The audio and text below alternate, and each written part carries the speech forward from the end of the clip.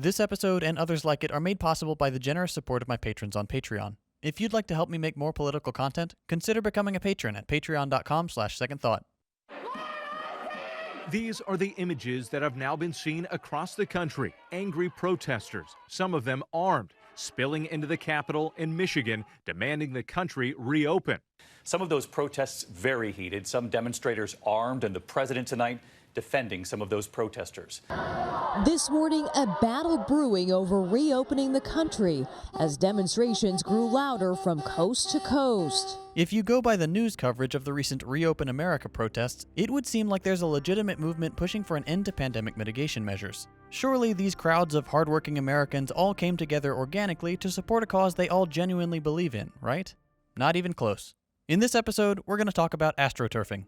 The term astroturf, referring to the fake grass alternative, is a play on the word grassroots, as in organically formed movements. Astroturfing is the practice of hiding the sponsors or organizers of a group or movement to try to make it appear that it's run and supported by grassroots participants. The term was coined in 1985 by Texas State Senator Lloyd Bentsen, who said, "A fella from Texas can tell the difference between grassroots and astroturf." This was referring to a mountain of supposedly organic mail that all just happened to align with insurance industry interests. Astroturfing is explicitly a propaganda operation. The goal isn't necessarily to create a group that can do anything by itself, but rather to craft the illusion of public consensus around a subject, usually one that aligns with the interests of a powerful group like the oil and gas industry, a political party, or the country itself. Studies of modern astroturfing have shown that these operations can and do influence public opinion enough to make a difference in legislation. You're probably thinking, surely that's illegal, right? People and corporations spending huge amounts of money to forge public consent? Technically, yes. Many countries, including the US, do have laws prohibiting the practice, but I'm sure you won't be surprised to learn that it happens anyway. There are even private companies you can hire to build a movement for you, including actors to pretend to be protesters, security, or paparazzi, and software to run campaigns where you can pose as dozens or hundreds of different people. You want the world to think that it's really a, genuine crowd, and that's what we do. In theory, it's illegal, but those with vast pools of money do it all the time. The United States itself ran an operation called Earnest Voice, where the federal government ran a propaganda campaign using fake accounts to spread pro-American sentiment in foreign countries. What we're seeing today with the Reopen America protests is a clear example of astroturfing. But before we get to that, let's look at a few past examples of astroturf movements. In the mid to late 90s, when anti-smoking legislation was starting to become more commonplace, Philip Morris, Burson Marsteller, and other tobacco groups came together to form the National Smokers Alliance. They launched a massive public relations campaign to try to exaggerate grassroots support for smokers' rights. Though they had some success, this was still a couple years before the internet really became a useful tool for astroturfing and organizing.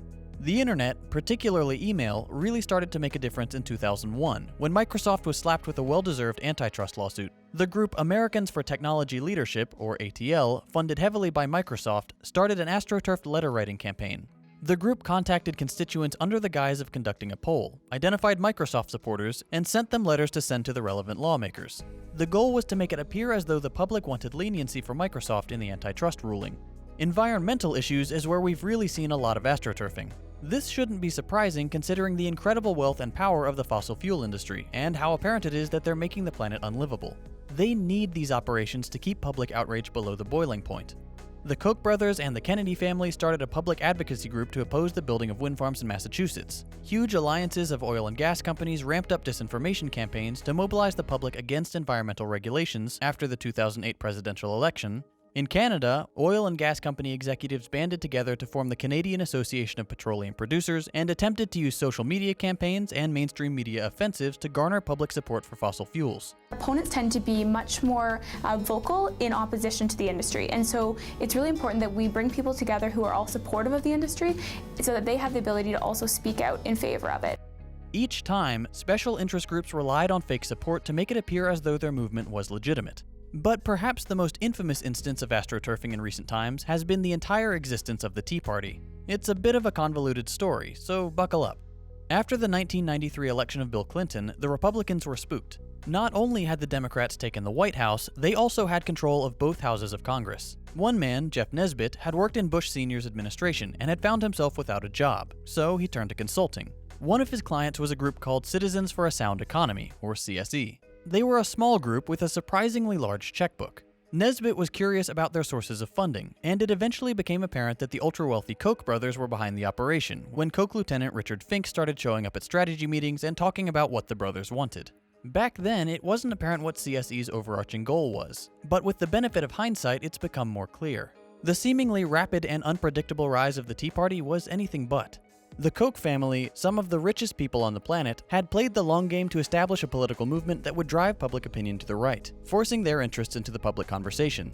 Thankfully, now a mostly ignored fringe group, there was a moment when it seemed like the Tea Party could completely infiltrate the Republicans and make it the Koch party. Not that it makes much of a difference today, because the Republican Party is basically the Tea Party now, and the Democrats are the Republicans of the 1990s. But that's a topic for another video. One of Nesbit's first assignments was to meet with a giant corporate partner in New York. These guys were big, and they knew what they were doing when it came to building Astroturf campaigns. You might recognize their name from earlier, Philip Morris, one of the largest tobacco interests. The two groups each liked what the other brought to the table, and forged an alliance to create Astroturf anti-tax groups that would oppose any and all taxes anywhere in the country. The goal was to weaponize public dislike of taxation to build a fake movement that opposed the government's ability to pay for its projects, including climate change mitigation.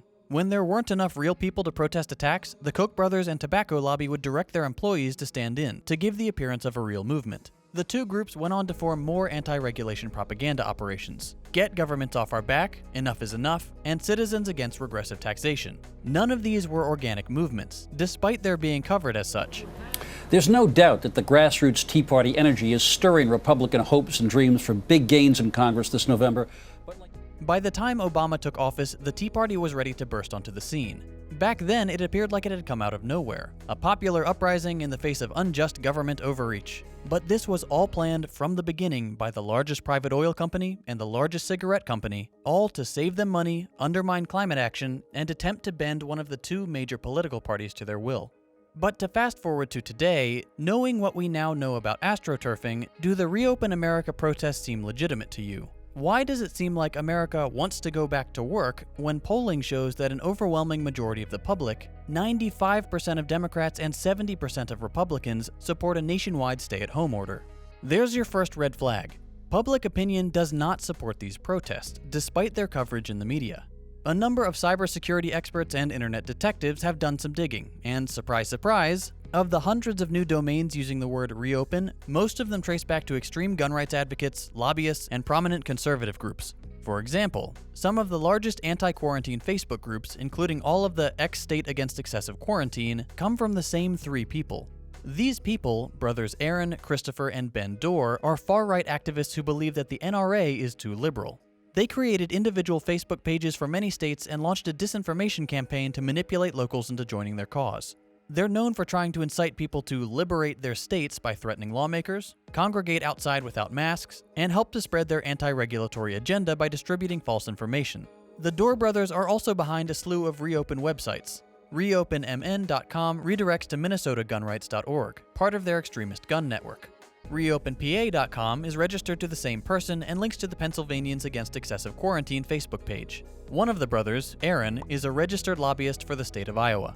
Besides the Dorr brothers, other Reopen sites are linked to FreedomWorks, a conservative action group that used to go by a name you probably remember, Citizens for a Sound Economy. And ReopenMississippi.com is registered to In Pursuit of LLC, a conservative group with a number of former employees who now work at the White House.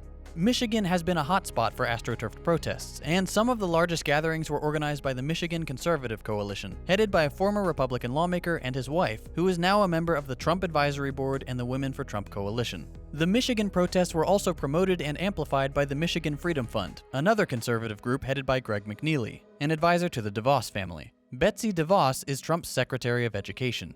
Other well-known groups funding anti-lockdown protests are the Heritage Foundation and the Koch-funded Americans for Prosperity. But people are starting to connect the dots. Now that we've understood for many years how the internet can be weaponized and used as a tool for manufacturing consent, people are able to more quickly spot astroturfing when it arises. One journalist, Jeremy Scahill, recently made an observation about the DeVos family, including Betsy DeVos's brother, Eric Prince, the founder of Blackwater, a private military company. He said, "They have a long record of financing the most dangerous right-wing extremist individuals and causes in the country. They gave the seed money to the radical religious right, poured money into anti-choice groups, and are funding the current coronavirus protests." This type of reporting is critical to spotting astroturf movements and explaining the motives behind them.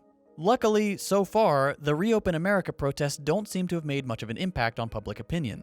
Of course, there were plenty of stupid, selfish people congregating at the beach for Memorial Day weekend, but that's just typical American entitlement and unwillingness to be inconvenienced. One bizarre thing to note about the last couple rounds of right-wing culture war offensives has been just how willing they are to risk their own health to own the libs. The anti-vax movement leaves them and their children at risk from preventable diseases. The Reopen America protesters are just begging to catch coronavirus and, by their own actions, cause more people to die and require that the lockdown be extended even longer.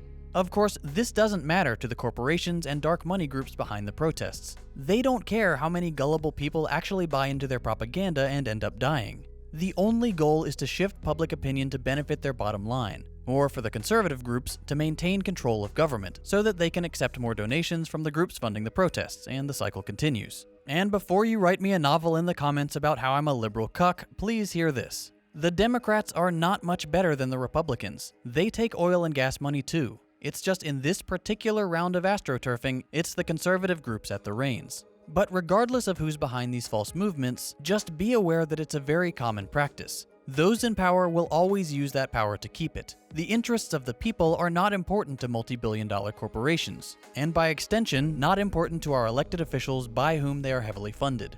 We as citizens deserve the right to be represented by people who will enforce our will, not the will of billionaires and the most destructive industries on Earth. Pay attention to the astroturfing.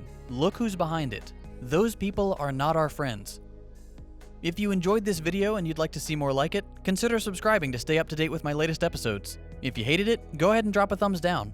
And if you really want to help support my channel, I recently started a Patreon, which you can find at patreon.com/secondthought. You can check out my previous episodes by clicking the links on your screen. Thanks for watching, and I'll see you next week.